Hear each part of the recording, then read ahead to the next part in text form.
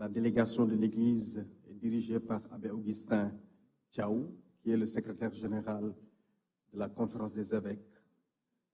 Dans la délégation figure aussi Paul-Dominique Correa, qui est le président de Présence chrétienne, et moi-même, Dr Philippe Tine, président du Conseil national du laïcat du Sénégal.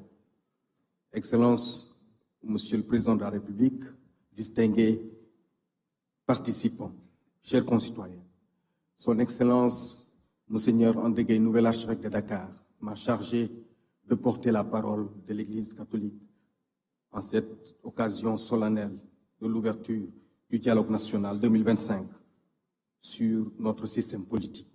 L'Église catholique vous remercie, Excellence, pour la convocation de ce dialogue national et vous remercie de l'avoir associé à ce rendez-vous.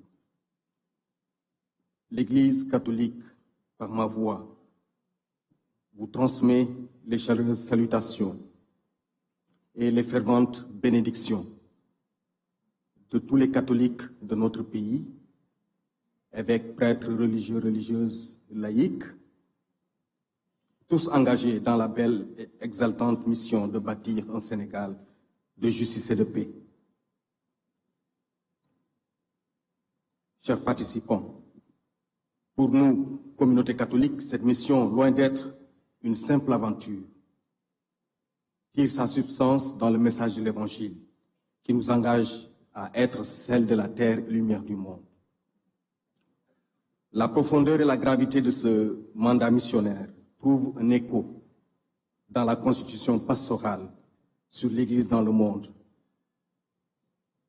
Gaudium Spes, en son numéro 1, qui dit « Les joies et les espoirs, les tristesses et les angoisses des hommes de ce temps, des pauvres surtout, et de tous ceux qui souffrent, sont aussi les joies et les espoirs, des tristesses et les angoisses des disciples du Christ. » En cette solennelle occasion, il me plaît de rappeler, comme lors des précédents dialogues de 2023 et de 2024, que l'Église catholique est artisan et partisan de tout dialogue, de toute forme de dialogue qui construit des ponts entre les hommes.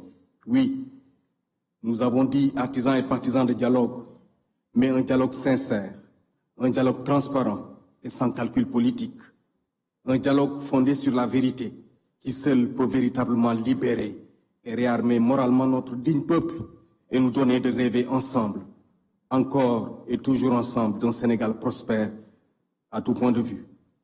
Comment ne pas relever que ce dialogue s'instaure dans un contexte où notre pays, bruit du vacarme et des tintamarres de la haine de l'autre, des querelles partisanes et du piétinement des valeurs ancestrales de Worma, de Soutoura ou encore de Kersa, tant la médisance et les injures tendent à avoir droit de cité dans l'espace public, dans les réseaux sociaux et même dans les cercles familiaux. Notre nation traverse une période où les fractures sont approfondies, où la confiance entre les citoyens s'est effilochée, où le dialogue entre gouvernants et gouvernés s'est parfois transformé en monologue de pouvoir ou en clameur stérile de l'opposition.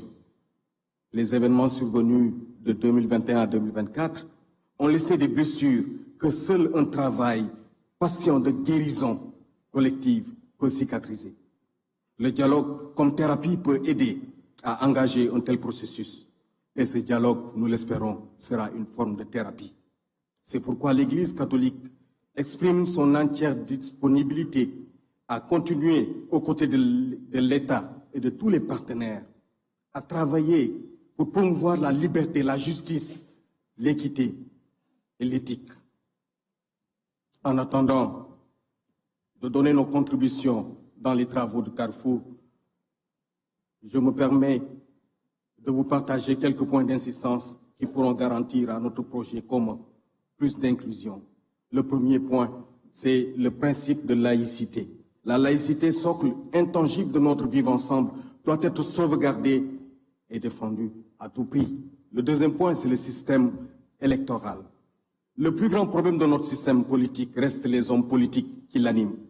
Ces derniers pensent qu'ils ne sont responsables de rien et que le problème, c'est toujours l'autre, l'adversaire politique, qu'il soit du côté du pouvoir ou de l'opposition. Le troisième, c'est le principe de la séparation des pouvoirs. Distingués participants, nous osons espérer avec la force de la foi que la tenue de ce dialogue marquera le début d'une ère nouvelle qui permettra à la politique de redevenir ce qu'elle n'aurait jamais cessé d'être, l'art noble de servir le bien commun et de construire une société plus juste et plus fraternelle. En conséquence, que ce dialogue nous inspire à tous de demeurer chevillés en toutes circonstances aux valeurs de la République, avec la conscience de l'intérêt général, ainsi que du bien-être des véritables mandants que sont les populations. L'Église catholique souhaite et prie que les conclusions consensuelles sortent de ces assises et ne restent pas lettre morte. Pour finir, je voudrais rappeler les propos d'un illustre président africain. Le dialogue est l'arme des forts et non des faibles. C'est l'arme de ceux qui font passer les problèmes généraux avant leurs problèmes particuliers, avant les questions d'amour-propre. Je vous remercie.